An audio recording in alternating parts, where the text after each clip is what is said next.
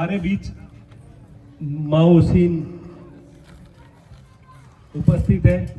हम Osho meditation foundation की ओर से उनका हार्दिक स्वागत करते हैं। माँ, आपका हार्दिक स्वागत है। आपका सन्यासी नाम तो माओसीन है, मगर आपका जो जन्म का नाम है और जन्म का जो आपका परिचय है वो हमारे जो मित्र हैं उनको दीजिए आप। मेरा legal name doctor Meena Jindal है और संन्यास नेम तो माओशीन है।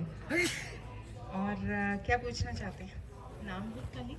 नहीं माँ, आपकी जो सन्यास का भाव जो है वो आप कैसे घटा, आप ओशो से कैसे जुड़े, उसके बारे में आप थोड़ा बताइए विस्तार से।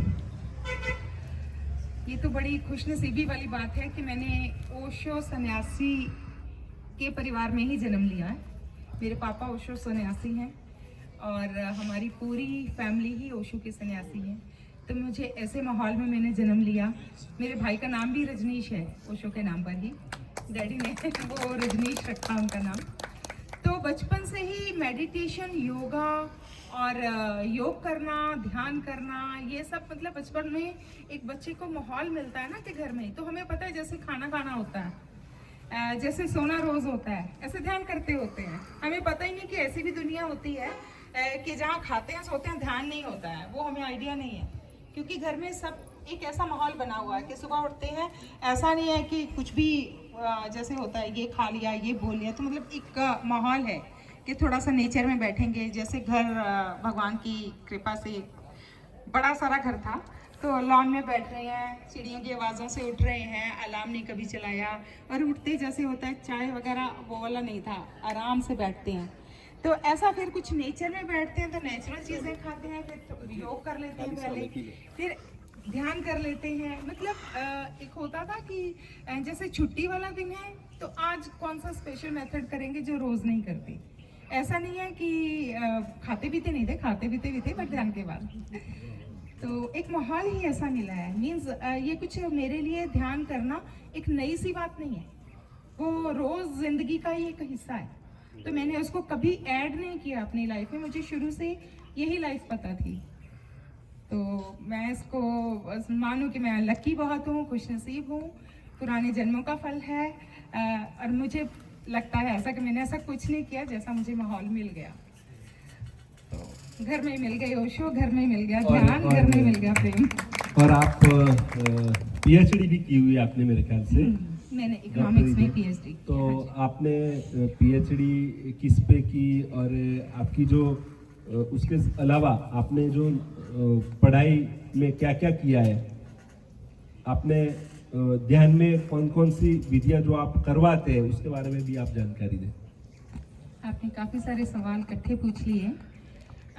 पीएचडी किया है, बिल्कुल मैंने इकोनॉमिक्स में किया है। पीएचडी का टॉपिक मैंने चाइल्ड लेबर पे। हाँ, काफ़ी कंट्रोवर्शियल था क्योंकि मैं कहीं भी डाटा कलेक्शन के लिए जाती थी तो प्राइमरी डाटा था सारा, काफ़ी लेबोरियस काम था। तो वो कहते थे, किसी भी होटल में किसी भी रेस्टोरेंट में मैं पूछती थी कि आपके यहाँ कितने चाइल्ड वर्कर्स हैं, तो कहते हैं चाइल्ड वर्क नहीं, हमने तो कोई बच्चे से काम नहीं करवाते, वो तो इलीगल है ना, हम नहीं करवाते। तो पूरा दिन भर वेट करना पड़ता था कि रात को बच्चे काम करके वापस जाएं छोटे, या फिर सुबह अगर वो 6 बजे काम पर जाते तो 5 बजे रास्ते पे खड़े होना पड़ रहा है, चॉकलेट लेकर कुछ लेकर के, बच्चा बताओ कहाँ काम करते हो, कहते इधर करते हैं। तो मैंने बोला ये तो मैंने कल पूछा था, कहते नहीं हमें अंदर ही रखते हैं, बाहर नहीं आने देते। तो ऐसे बड़ा मुश्किल था वो काम, तो वो मैंने किया, तो उसमें कुछ शायद किसी को फ़ायदा हो। उसके अलावा पढ़ाई वाली बात है, वो तो किया, पीएचडी किया, नेशनल लेवल का टेस्ट भी प्रोफेसर बनने के लिए क्लियर करना पड़ता है, वो सब किया, काफ़ी कुछ किया। काफ़ी सारे टॉपिक्स पे नेशनल इंटरनेशनल कॉन्फ्रेंसेस में मैंने पेपर प्रेजेंट भी किए, पब्लिकेशंस भी हैं मेरे अलग अलग जर्नल्स में, तो कई प्रोजेक्ट्स भी किए हैं यूजीसी से लेकर। तो वो मेरे एकेडमिक साइड है। और कल्चरल वाली बात करें तो मैंने बचपन से लेकर हर एक कल्चरल एक्टिविटी में पार्टिसिपेट किया है। मेरी ज़िंदगी स्टेज पे बीती है, मैंने कभी ऑडियंस में बैठकर फंक्शन देखने का मौका नहीं मिला। तो एक्टिंग में, डांस में, सिंगिंग में, हर चीज़ में मैं जाती थी। नेशनल लेवल तक, स्टेट लेवल तक ऐसे चलता था, नहीं तो फिर स्टेज संभालती थी। जब स्टूडेंट थी तब भी, जब लेक्चरर हो गए, प्रोफेसर हो गए तब भी, वो हमेशा से चला। उसके अलावा मैंने रेडियो पे काम काफ़ी किया है, ऑल इंडिया रेडियो पे, जलंधर, पटियाला, जलंधर, पटियाला, बठिंडा, और टीवी पे भी काम किया है, थिएटर भी खूब किया है, और लिखा भी है, काफ़ी जगह छपा भी है। तो ये सब मेरा वो साइड हो गया। और आपने बुक्स की बात की, तो मैंने पीएचडी करते हुए काफ़ी पढ़ना पड़ता है, सबको मालूम है, लेकिन जितना मैंने इकोनॉमिक्स पढ़ा है उससे कई गुना मैंने दूसरी किताबें पढ़ी हैं। वाह वाह वाह। क्योंकि वो तो एक लाइन थी, पढ़ना था। और मुझे शौक रहा हमेशा से कि लिटरेचर का, पर्सनैलिटी मेरी, लाइन मेरी इकोनॉमिक्स की है, लेकिन टेस्ट मेरा लिटरेरी है बहुत। तो मैंने हिंदी, पंजाबी एंड इंग्लिश के जो भी फेमस, जो भी कंट्रोवर्शियल और पर्टिकुलरली जो भी बैंड बुक्स हैं वो सारी पढ़ी। और कलामे गालिब, कवियत्री भी है, साहिर अरे वाह लुधियानवी, वाह वाह। कवियत्री भी है। वाह आप बहुत कवियत्री भी होगी फिर। सब, इन सबको अभी मुझे एकदम से नाम नहीं ध्यान आ रहे, इन सबको मैंने खूब पढ़ा। और कीट्स को, और मतलब ऐसे काफ़ी हैं जो मतलब थोड़ा दिल से जीते हैं करके, है ना। और क्या पूछा था आपने? ध्यान के भूल गए। ध्यान के अलावा क्या करती हूँ? ओके, कॉलेज में पढ़ाने के अलावा और ध्यान करवाने के अलावा मैं काउंसलिंग सेशंस लेती हूँ प्रोफेशनली। माइंड रिलेटेड किसी को कोई प्रॉब्लम होती है, पर्टिकुलरली जैसे मैं डिप्रेशन एक्सपर्ट हूँ, तो बहुत सारे ऐसे केसेस मैंने सॉल्व किए हैं जिन्होंने मैनी टाइम्स सुसाइड का अटेम्प्ट किया था, अपनी जान लेने की कोशिश की थी, आत्महत्या करने की। तो वो लोग अब अच्छी, नॉर्मल, खुश जिंदगी जी रहे हैं। ये चीज़ है। उसके अलावा हीलिंग सेंड करती हूँ, बट हीलिंग हमेशा फ्री सेंड करती हूँ क्योंकि मुझे एग्जिस्टेंस से हीलिंग फ्री मिलती है, तो मैं फ्री देती हूँ। और उसके अलावा है NLP, रेकी, हिप्नोसिस करवाती हूँ, पास्ट लाइफ रिग्रेशन भी करवाती हूँ। किसी को कोई फियर फोबिया होता है तो कोशिश करती हूँ काउंसलिंग से ठीक हो जाए, नहीं तो NLP वगैरह कुछ भी नहीं, तो फिर अल्टीमेटली हिप्नोटिज्म तो है ही है उसको ठीक करने के लिए। तो ये सब करती हूँ थोड़ा बहुत। हम तो वो शख्सियत से मिल रहे हैं जिनमें सारे गुण हैं। वो सभी प्रोफेसर थे, ये भी प्रोफेसर है हमारे बीच में।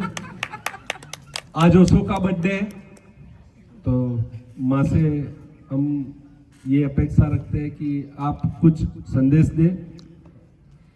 हम तो खुद उनके संदेश पे चलने की कोशिश कर रहे हैं, पता नहीं कितना चल पा रहे हैं।